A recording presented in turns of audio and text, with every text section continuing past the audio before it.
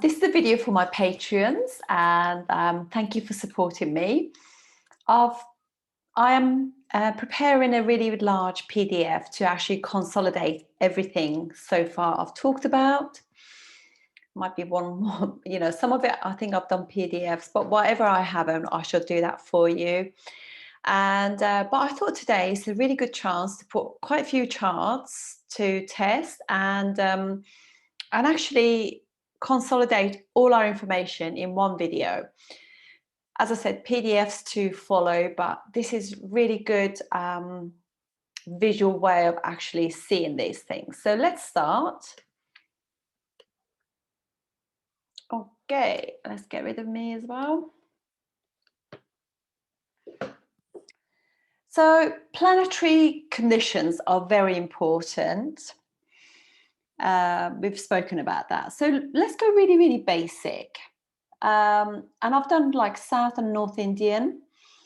And I did want to have a look at some divisional charts as well. But we do this today because I don't want the video to get too long. But anyway, so as you know, Lagna means ascendant, means you capture, as you're born, you capture some karmas that you deal with in this lifetime. Obviously, every day with our good words and unkind words, we can collect other forms of karma. But generally speaking, this lifetime, there are certain things we have to work through. And so that's what Lagna does really, collects all our information, and we are here to deal with them. The ascendant in this program that I use, Prashara Light, is with AS, as you can see.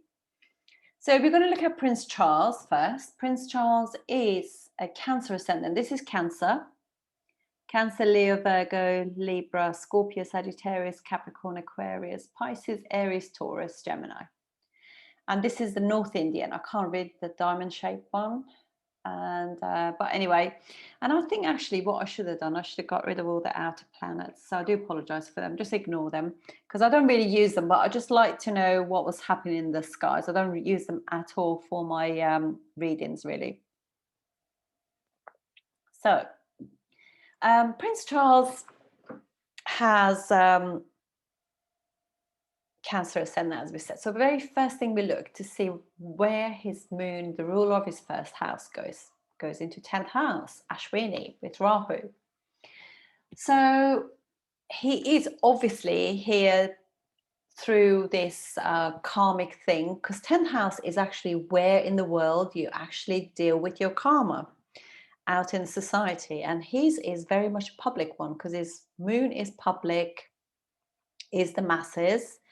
And he's doing that in Aries, and quite an independent sign, with Rahu on with his ascendant. So when you have such an when you have moon in your first house ruler in the 10th house, that is straight away a Raja Yoga, first lord in the 10th. So first lord is obviously the pillars of any chart. You can see actually better on the North Indian. So first house, 4th, 7th and 10th house, they are the pillars of your chart. So if you've got planets in those 4 angular signs, it's really good. So you know, he has, obviously forget about Pluto, but he's got nothing apart from the ascendant. He's got nothing in the first house, but he has Sun, Mercury and Ketu.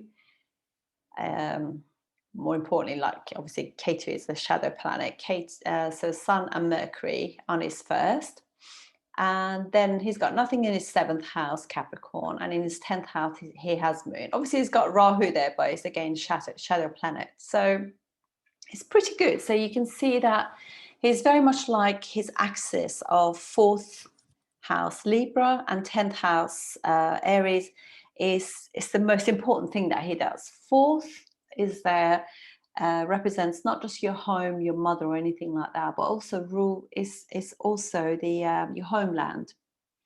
So you can see that he's Ketu being there. This is what he's done before. He is from previous royal family. It's the lineage has always been there, and you can see that his family, second house is family. So, and the ruler of the second house is the sun, has gone into his fourth house. I know it's debilitated, but nonetheless, though, it's not a debilitation degree, but it's a debilitation sign. So you can see that obviously, it's a family thing that's happening as well.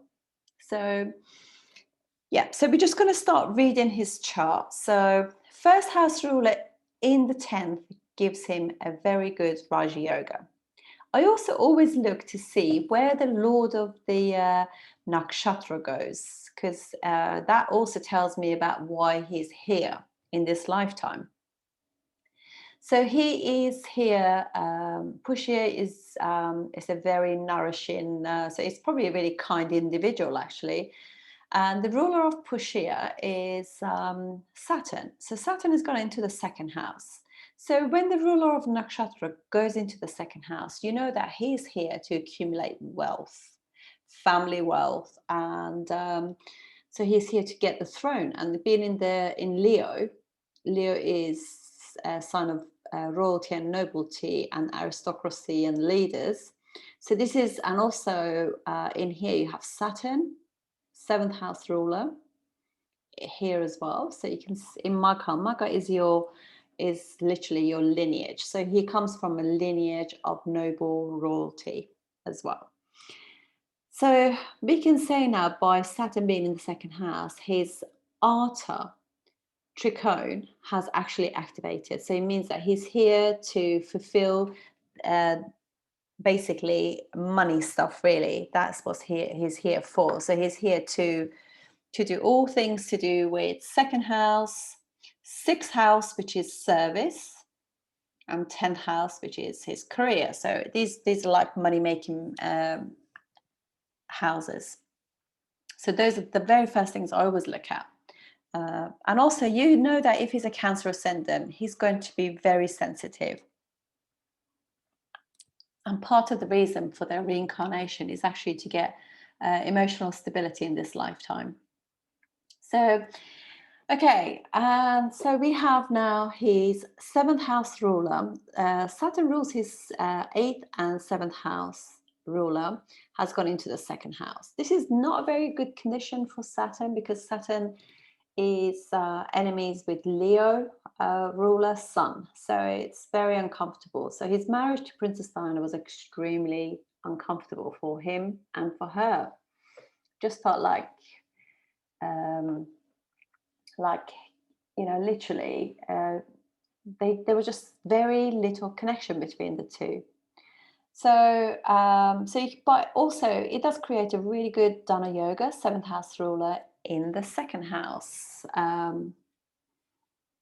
So that kind of creates, although Dana Yogas are literally to do with the trines though, but it's still, it's gaining money through partner as well, and or partnerships as such. And then we have, I do apologize for that, because actually Dana Yogas are more to do with first, fifth and ninth house rulers coming in contact with second and 11th house. So that's not really necessarily a Dana Yoga, it's an angular house. But you can definitely see that there's going to be family breakup with Saturn being in the second house, because it's the ruler of the eighth house in the second house. And obviously he had the divorce. And then we have Venus, which is his fourth house ruler, in the third. Third house in Vedic astrology is, the houses that are really good houses are first, fourth, seventh, and 10th. There's the angular houses. However, seventh house is also a Maraka house as well, which can actually cause illness or death as well. And second house is also another Maraka house, as is the eighth house. I would say that one is as well. And the Dushtana houses are difficult houses are 6th, 8th, and 12th. 6 obviously is like divorce, disagreements. 8th house is divorce and chronic disease. 12th house is hospitalization and solitude, things like that. So expenses. And 11th house is also another difficult house. 11th and 3rd house 11th, 7th, and that's like karma. It's very desire based one, so they can always get us into trouble because we could have too many desires and actually go in go away from what dharmically we're here to do. But anyway, he's here to make money. This is what he is. So the value of the family and things like that. That's what he's here. He's here to carry the can of the family, second house stuff. And you can see it's burdensome on him as well, because Saturn in the in Leo, it's not an enjoyable situation. So even though he represents his partner, but he also represents his chart. How he feels about other people. There's a burden on him because of his duties. And then the fourth and 11th house ruler. So obviously you can see now that although Venus is good for Cancer ascendant by being a ruler of the fourth house and angular house, but it's also difficult as well because this 11th house is not is not desire house, is not a good house for the ascendant, for Vedic astrology generally speaking. So it is going to cause some issues. So you can see that he doesn't like some of the groups and networks that he's got to be hanging around in. So he's having to do this, but he doesn't necessarily enjoy it because Venus and Moon are also not friendly towards each other. So it's quite difficult. And it's gone into its debilitation sign, Venus has. So he doesn't really enjoy, there's no enjoyment, obviously, rules mother as well, fourth house. It's not just homeland and comfort and emotional stuff. It's also the homeland, mother, all of that. So it's gone into the third house. So a really sort of gentle planet going into the third house. It just means that issues with mum, issues, all those things, networks, issues with homeland things, he has had his difficulties because obviously his people have from time to time turned against him because he was having an affair whilst he was married, so it's quite a public issue there. So he probably, I would say, doesn't, because of Venus being homeland, and Venus is about devotion of his public to him, is probably knows that he's not that loved by the people.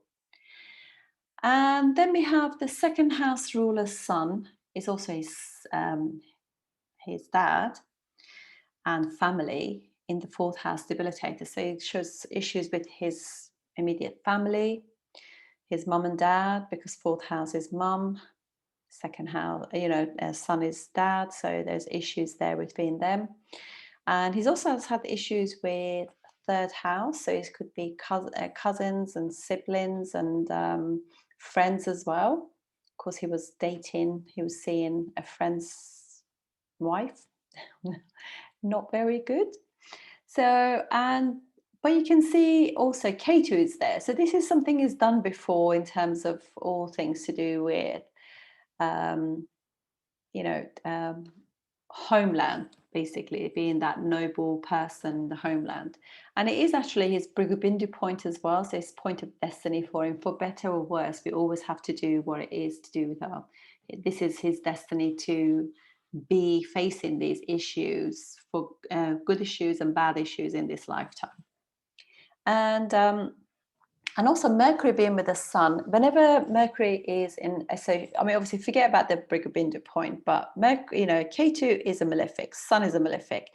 When Mercury is with malefics, he just naturally takes on the malefic's gestures, if you like. So he's becomes quite malefic. So the fourth house for him is quite a difficult house for him. All things to do with fourth house, whether it's car, emotional stability, happiness, mother, homeland, name it. All of those things are quite difficult things for him. There's been difficulties there.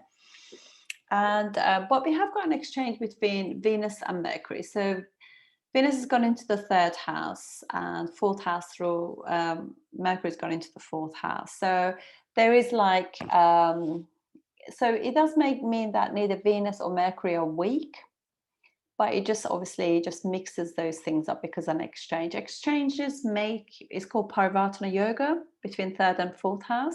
Now if this was occurring between fourth and fifth house, it would be really good. But because it's between third and fourth house, it's good because make the planets strong, but it's not what you will call a good one and doesn't give any yogas as a result of it. So in this terms, yeah, so there's not a lot going on in terms of good yogas there. So, and but we have the first house ruler moon is full. Look at that. It is what we call Purnima there. So it's like 7 houses away. Pretty much Purnima. It's actually not Purnima, but it's pretty strong. So we got a very, very full moon there. So he's able to actually.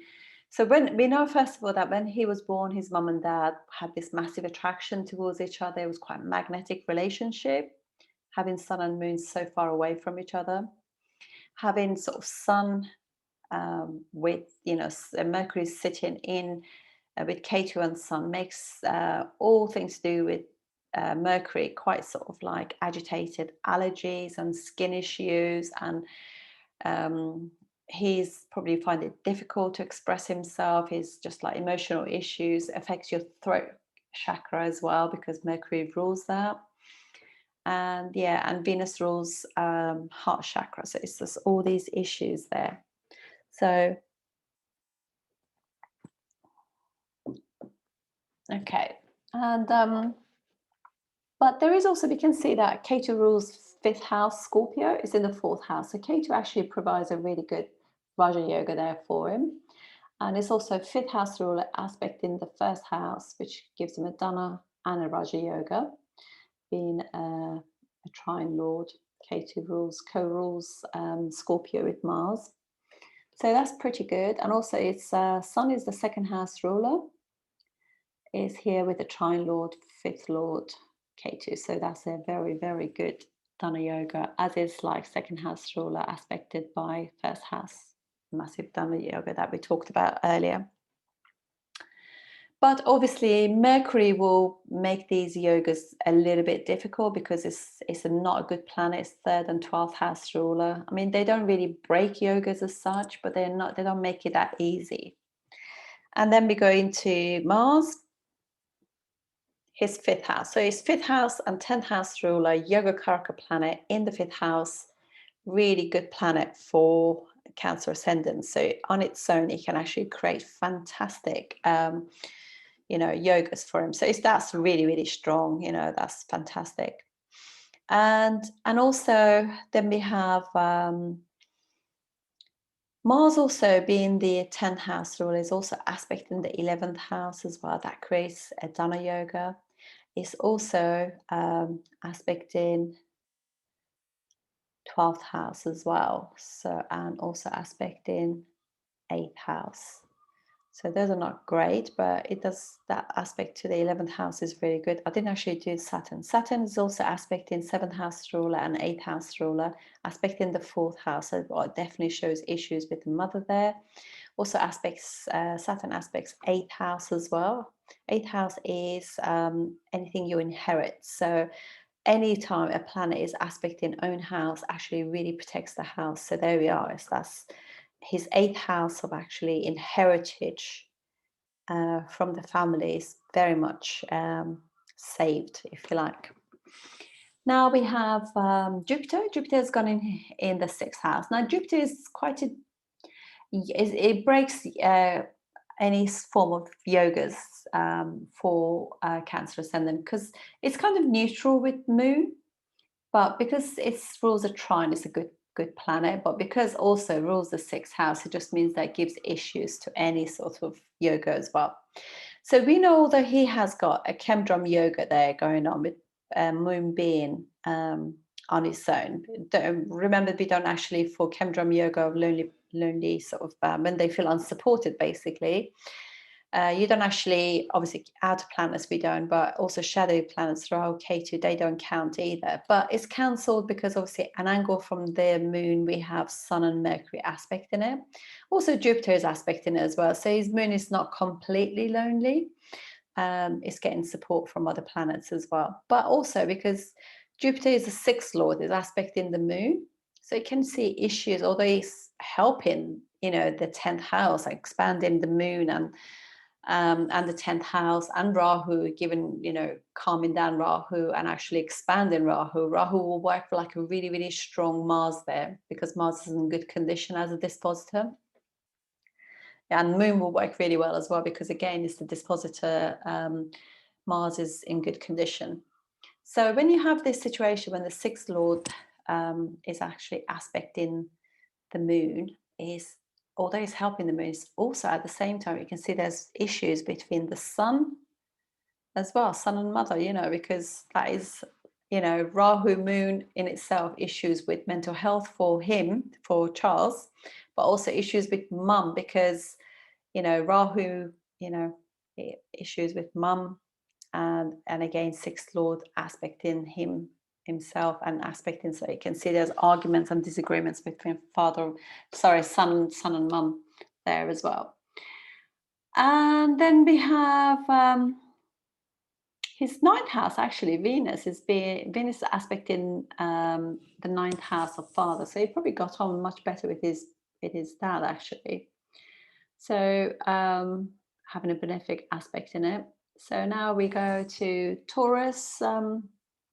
Taurus is obviously 11th house being aspected. So, you know, he's probably got some issues, you know, some disagreements between his groups as well. Mars causes arguments and disagreements and discords as well. So, and Jupiter is aspecting his 12th house of bed pleasures. So we know that he's obviously he was having an affair as well, so I expanded that. He was a bit of a ladies' man actually in his day. So, but you can see that there are issues there, because his Atmakarka, his soul planet, is the sun. It's debilitated, so he's quite, you know, he hasn't got the confidence that you would think he has, you know.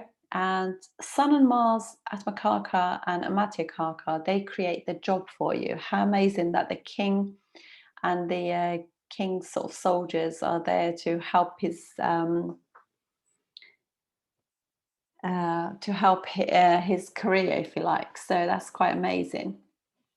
And the other things that I wanted to show you as well, because obviously this in this chart you see all the sort of conditions of the planet. So if we go through them, obviously ascendant is Cancer, Pushya. Sun is in Libra, which is this debilitation sign. It's just there, but it's not at debilitation degrees, 10 degrees, so it's actually past that. Moon is in Ashwini, is in Aries, so it's in enemy condition. Sorry about that.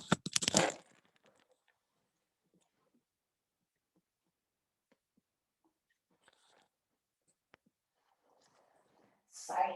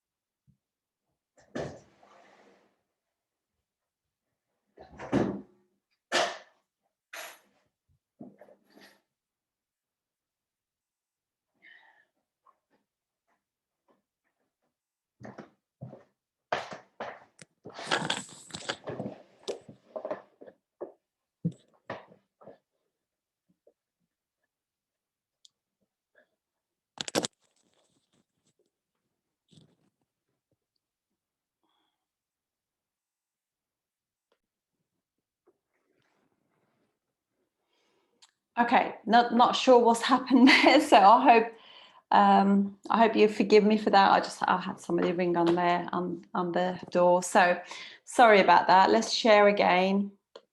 Oh, really sorry. So annoying when they just like ring everybody. Anyway, let's carry on. So I hope this is recording. I'm just going to just check yes, it is recording. Oh, I'm so sorry. Okay, right. So, okay, so we were just saying about Sun and Mars and Jupiter. Yeah. Oh, yeah, we were just saying about this. So, Sun is obviously the Moon. Moon is in enemy sign. So, although Moon, Mars, Jupiter, and Sun are the sort of like planets that are supposed to be in one camp. Actually, some of the relationship between them are just neutral, like Moon and Jupiter are neutral kind of thing. Mars and Moon are neutral as well. So, but what happens is when in a chart, like Moon is, if say Mars was there, it would be a friendly condition. But because Mars is 6 houses away from it, it then becomes an enemy. And the reason being is up to 4 houses this way and 4 houses that way, Mars would have been a friend. But because Mars is 6 houses or even 5 houses or 7 houses away or 8 houses away, that then creates that issue that then they're not friendly with each other. So they become enemies. So that's the reason why it's enemy. And then Mars obviously is sitting in Scorpio, so its own house. Mercury then becomes like a great friend because what it is, the relationship is obviously friendly with each other anyway, but also because Mercury is sitting only 2 houses away from Venus. So therefore, it is not just a friend, it's a great friend. Jupiter is sitting in his mortal cone sign because 0 to 10 degrees of Sagittarius is mortal cone sign for Jupiter. So Jupiter is very strong too. And then we have Venus, which is obviously in debilitation sign. Its debilitation degree is 27. So not quite there, but actually it's sometimes worse when they're traveling towards it rather than coming away from it, which the sun is. So Saturn obviously is it is an enemy, but because it's sitting only 3 houses away from the sun, it is actually becomes neutral, which is really good because otherwise it could be, if say sun was say there, for example, in Aquarius, they'll be like great enemies then. So because they're enemies and temporarily they're enemies as well, so it becomes great enemies. So those are what those mean. And also you can see that this is all the padas. I want you to just start looking at this. So the ascendant is in Cancer, but it's in Pushya Nakshatra and it's in the 3rd pada. I'm going to just start kind of introducing that. So every nakshatra has got 4 padas. Each of those there are 27 of them. Each of the 27 nakshatras, each of them has got 4 padas. Each pada is 3 degrees 20, which when you add them together is 360 degrees, which is the chart. So you want to know that for later on. So anyway, so let's look at these as well. So we know that Atmakaka is Sun, Amatyakaka is Mars. The BK is Venus. So this is how he feels about his dad, his dad, and Emmy, and Mercury is MK, which is Matriarchaka, is like his mum, how he feels about his mum. And children would be SA, Saturn, and Moon will be the planet that gives him all the issues, which is, it's funny actually, because it's ascendant planet as well, but it's just the way it goes, different type of astrology. This is Prashara earlier that we're talking about. These are all the Karakas for Gemini, so it's a different one altogether.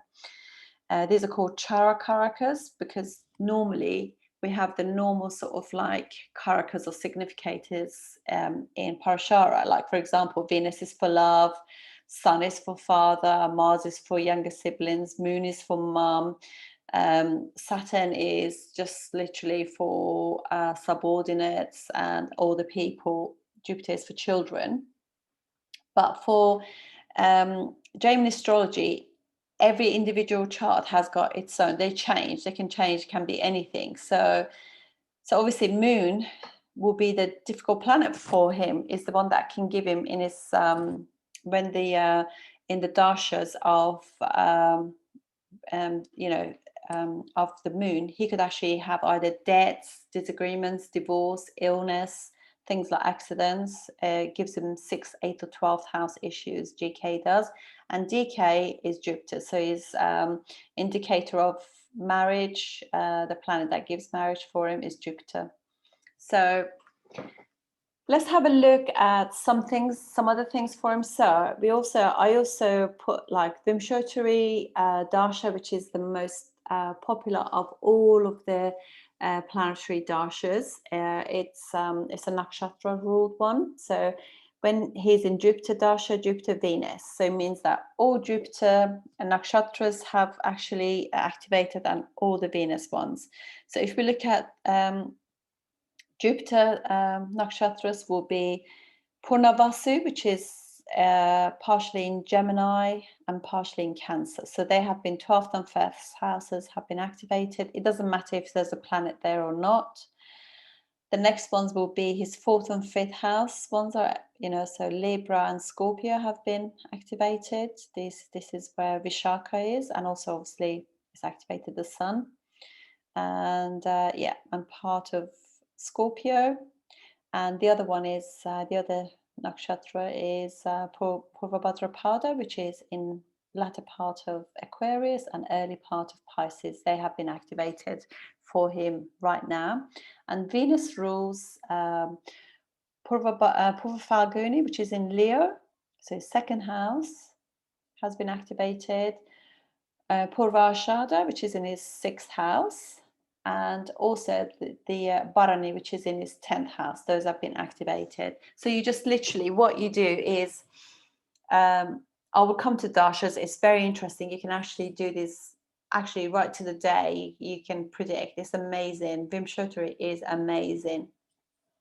So these are what's actually activated in Vimshottari. In order to check, I always check, more than just 2 dashas as well. But in Chara Dasha, which is like a more of a sign-based rather than planetary one, Virgo and Sagittarius are activated till 15th of August 2021. So Virgo is where his Venus is. And Sagittarius is, so his 3rd and 6th houses have been activated. So it's quite a difficult time for him at the moment. He's got to really apply himself to 3rd house. Is very difficult because 3rd house is 8 houses from the 8th house. So can create illnesses for him or his partner, because obviously Venus is sitting there. And also it's just the time that, whenever 3rd house is, you really got to put effort in order for the universe to give you what you want. You got to get brave, because he's not the most bravest person having just Venus sitting there. You really want sort of strong malefic planets in the 3rd house or the 6th house. So in neither of the 2 houses has got a strong planet. So, but yeah, so that's those are the things that are activated for him. And then just quickly go through the padas as well. How the padas are derived are basically, so what you do, you kind of look at the planet, and wherever they go from that house, you count that many houses again, apart from there are 2 rules that you don't.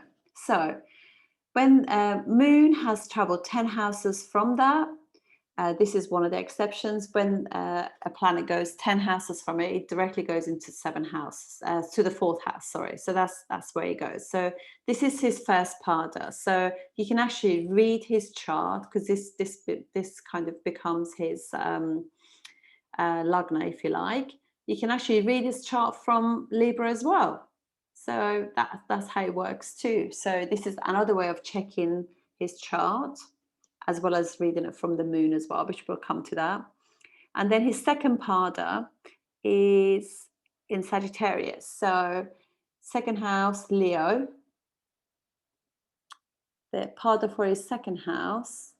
So what's happened is from the 2nd house, Leo, Sun has traveled 1, 2, 3 houses. So now you count 3 more houses, 1, 2, 3. So this is the pada for his 2nd house. That's nice, isn't it? He's got Jupiter on his 2nd pada. Very nice, expanding his money.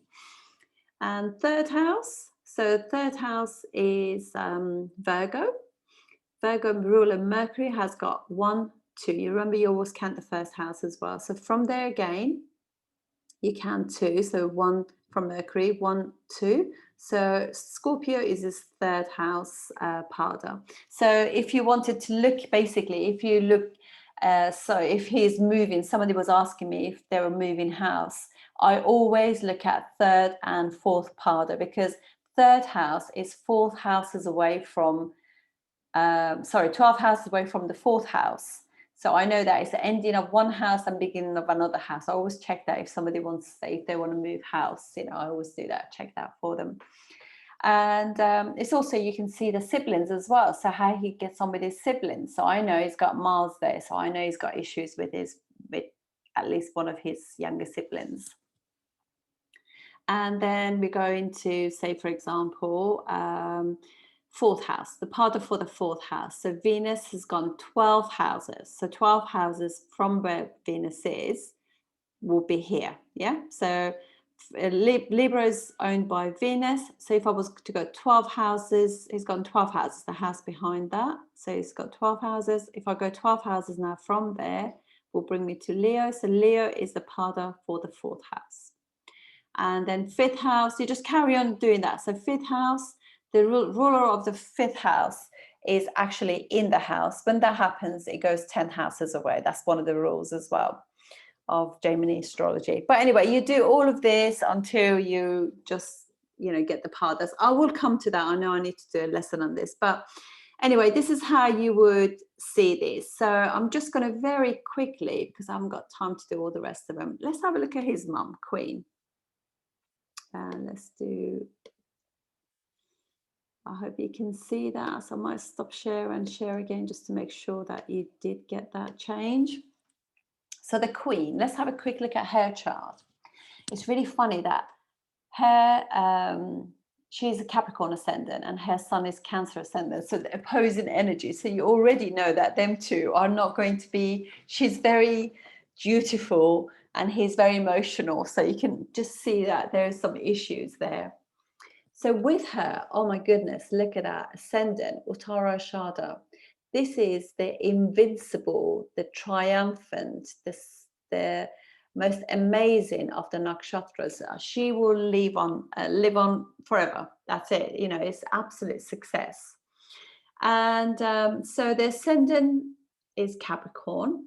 Ascendant rules of Saturn has gone into the 11th house of gains. And look at that. There's an exchange between Mars and Saturn. So Saturn is obviously retrograde as well in her chart. It's not in good condition in Scorpio, but by the sheer fact that there's an exchange going between 1st and 11th house, massive Dana Yoga. So you can see that by no means is that Saturn weak. And look at that, Mars is exalted at 28 degrees of Capricorn. And hers is at 28 degrees, 2 minutes of Capricorn. That's incredible. And not only that, it's in Dhanishta, which is yet another successful nakshatra with Jupiter. Jupiter is also past his stability degree of 5 degrees at 29 degrees of Dhanishta. Sometimes also just got to tell you, when planets are very close to, obviously Mars is actually cancelling the debility of that Jupiter 100%. And also because it's so close to that, look at that, the degrees as well. So there's planetary war going on her ascendant as well. So there's like issues, shows issues at home and homeland as well. And Jupiter rules siblings. So it's interesting, isn't it? It's her sister. Yeah, loss of sister as well. So that's interesting. I never even thought about it that way. So, but you can see that she has some trials as well in her life as well, with third house ruler in the first. That's quite difficult. So we have these are the things that I wanted to just show you. So look at that. So she has an exalted planet on her ascendant.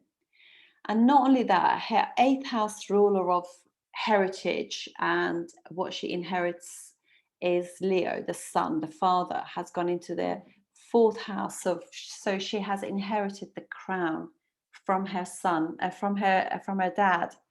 Look at that, come into exaltation sign, 7 degrees of Aries, and the dispositor of the sun is exalted as well. Wow, it's amazing. When the dispositor are strong, that just makes that exalted sun even more strong. So this lady knows that she can tackle anything. Excuse me. So she knows that things will always work out okay. So there's like a determination there, glass always half full, and she's strong, you know, she can just plow through any difficulty because of Mars being so strong. It's a logical mind as well, you know, when you got like that going on. And then she has seventh house ruler in the seventh house. So you know that she has the respect of the masses. The masses love her as well. Because Jupiter is aspecting the moon, actually gracing the moon. And obviously there's issues as well. Mars moon gives you property and all. Well, she's got the palaces. She, you know, you can see she hasn't got normal abode. Jupiter's expanding it, the palaces. But there is also issues with the public as well, because, you know, Mars moon there. So Mars is naturally malefic. Excuse me. She's also got a debilitated Mercury there. So her ninth house ruler is in, so that could be like a distant parent as well. Obviously, he passed away as well. So the father. So yeah, so you can see that there's issues there with friends and things like that. And she's not very good at expressing herself either. You know, third house having a, because obviously Mercury is sixth house ruler as well in the third. So yeah, that she has got some issues there with that in terms of expressing her feelings really. And she also got malefic, you know, as much as this is exalted, there's a malefic planet in the heart chakra. So she's quite, you know, she's not so much feeling as she's actually doing, because sun is doing, this moon is feeling, you know. So and she has Rahu there in the sixth house. Rahu is a great planet to have in the sixth house because it is strong to deal with all things to do with sixth house of enemies and health and all those sort of issues. And obviously Saturn, first and second house ruler in the 11th house ruler in the, you know, sorry, second house ruler in the 11th. Fantastic, absolutely fantastic. Done a yoga of magic things really. And her yoga karaka planet, which is Venus, ruling her fifth and 10th house, is in the second house of money. You know, I mean, she is the wealthiest lady in the whole world. So that's pretty amazing. And that second house is being hemmed between two benefics. Look at that. That's incredible. So yeah, this is just the most amazing thing. And her house, her fourth house, is being protected by the fourth house ruler. So that's pretty something. Yeah, this is amazing. And anytime a planet is aspecting its own sign or in its own sign, it's also protecting that. So we know seventh house is protected. She's always going to be loved by other people, her public. And Mars is aspecting the fourth house as well. So it's heritage, her crown is being protected as well. So, which is absolutely lovely. So this is it. I don't want to go into much more now. So we just basically just wanted, because I don't want the video to be any longer than it is. So we'll just keep looking at other videos. And just before I go, I just want to say that, so she's also, the ruler of her ascendant nakshatra is the sun, and it's in the fourth house. So it activates all things to do with moksha. So it's like, sort of like basically passing on the and releasing and letting go of the crown, eighth house, and the 12th house. That, so I think because she's got K2 in the 12th house, sometimes they say people have got like 12th house K2. I mean, I need to check that in her D9. They actually then surrender and go to God after that. So it might be the last one. I'm not sure. I need to check that, but I have heard that actually. But even that is, look at that, Uttara Shada, amazing. So very, very strong, strong one for the Queen. So that's it, folks. It just brought in a few things we looked at. We looked at some, actually, before I go, maybe I should just quickly do this as well. So a sun in Aries is exalted, obviously. Moon is in own house. Mars is exalted. Mercury, we said, is debilitated. Jupiter is debilitated as well, but because it's sitting with an exalted Mars, actually, that has been cancelled. There is a planetary war, and when there's a planetary war going on, we know that basically there are issues to do with, you know, homeland, her people, maybe even her mum, you know, and and sibling. So you can see there's issues with the sibling. So you can definitely see that. That's planetary war is very real. And then we have, and with the planetary war, they always say the planet that's stronger, which is Mars here, will actually win. Sometimes we look at what planet is actually the brighter one. So, but because Mars is so exalted, Mars wins it. So Venus is a great friend because it's only 4 houses away from Saturn, the ruler. So if you were sitting there, for example, it will be neutral. And then Saturn is neutral because it's actually an enemy with Mars. I know they're in Parvatana of yoga, but in terms of temporary sort of friendships, relationships will be they're enemies, but because it's sitting only 3 houses away from Mars, they become like friendly as it becomes neutral. And both Rahu and Ketu are in mortal cones, so it's actually like Ketu likes Jupiter signs, and Rahu likes Gemini. Gemini and Virgo works really well with Mercury. So, yeah, and the shadow planets, when they're like this, they can actually act as the Mercury is there as well. It's amazing. When they're strong, they work really, really well. So we will come to those yogas anyway. But that's it from now, folks. And I look forward to seeing you on the next video. Thank you so much.